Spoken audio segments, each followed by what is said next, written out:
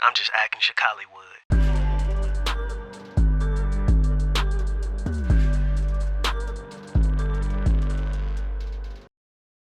Is it certain things that are like off limits that you just like, well, or how do you go about that? Oh, everything is funny till it happens to you.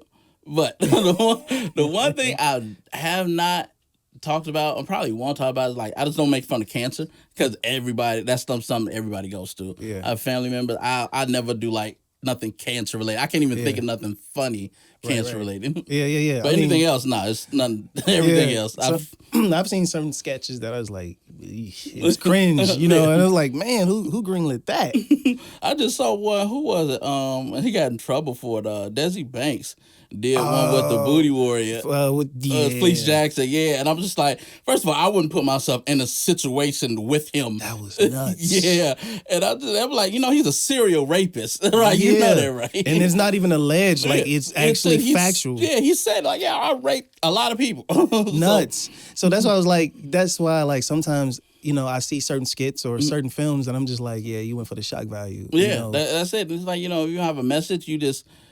this cursing and this, if you don't have a beginning, middle, and end, it's just like you're just doing it to do it. Yeah. Mm-hmm. So is there anything that you would say that, because I know you said right now you want to learn how to pitch, as far as on the physical side of filming and things like that, what would you say you wish you had more of, or one thing you want to learn even more outside of on a scale of creating? I wish I knew more about the technical side of working the camera. Okay. It's just like now it's like, man, I should have went to film school. But it's like, again, everything happens for a reason. I went the path that I went for a reason.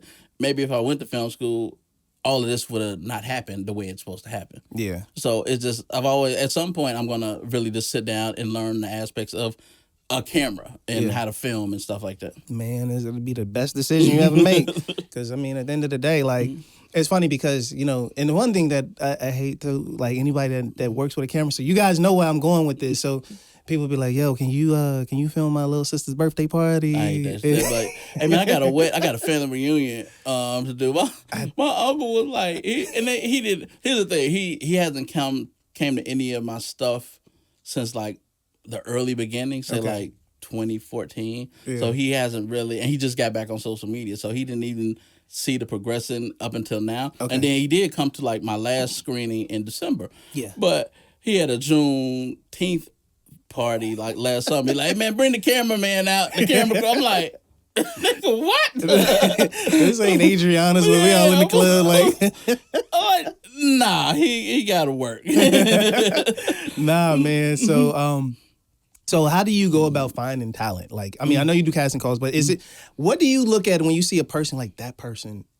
I love it. Like, how do you basically come across finding somebody that you just connect with to be in your...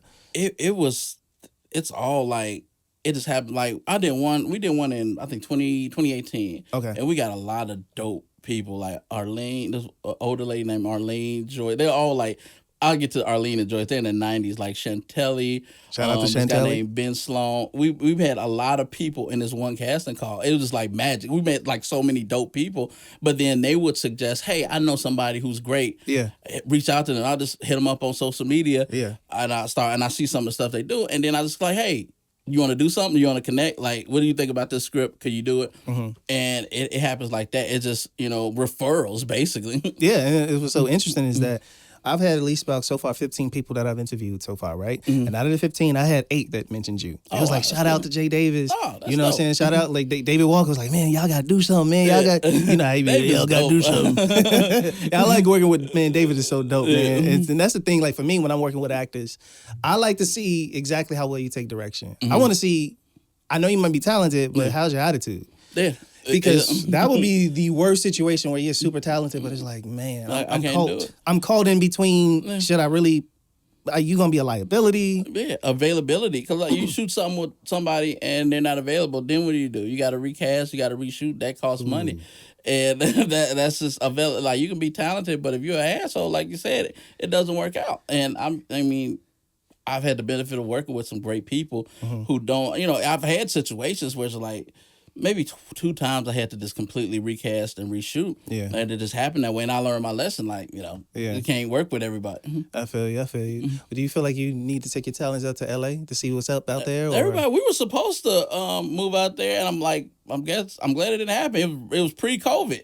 And if we would have moved right out there, we would have got hit with COVID and been in Tent City. I opened an OnlyFans page for me and my wife selling feet pics and shit. And I'm glad it just happened for a reason. We were trying to either do that or start an event space, and both of them would have been shut down when COVID happened. A lot of money going down the drain. Yeah, and then, between that and LA catching on fire and the writer's strike, like these last 5 years, like, I'm glad I stayed here. Man, and that's the reason why this platform, man, is giving so much love to our backyard, because a lot of people just don't know. Like, they don't have a direction. Like, they're talented. And I see this a lot, and I know you see this a lot, where it's just like, man, this person should be here or doing this. But, man, if I have something, I can definitely put you on. Sure. So what would you say, what's some advice you want to give to somebody that's just starting out writing? Like, what would you tell them?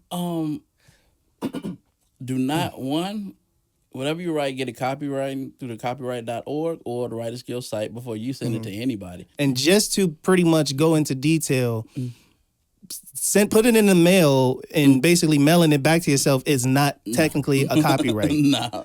It'll cost, $60, maybe less than that, to get it copywritten. Okay. And so to do that, or go on the Writers Guild site, that's like $15-$20 or something. Yeah. Just so you have some kind of protection before you send it out to anybody.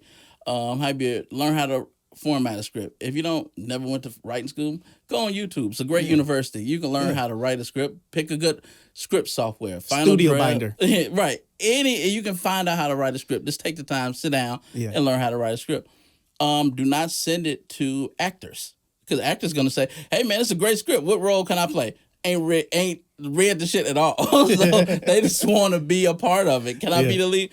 Send it to somebody who knows another writer or another producer who has no connection to the movie, and they'd be able to accept honest criticism. It's a site called theblacklist.com. Go on there, and it's a service. You upload your script there. It's protected, and I think it's like $75, and you have a professional script writer read your script. Nice. And they'll give you feedback. They give like the pros and cons of your script. They give it a score, and you can either adjust it or like, fuck it, I did it'll be mediocre forever. So. Nice. No, that's dope. I never heard of that. That's some gems right there, man. And what was it called again? It's the Blacklist. Blacklist.com. This is Google Blacklist screenwriting. The site is like blklst.com, something like that. Okay. And how many projects would you say you get done a year?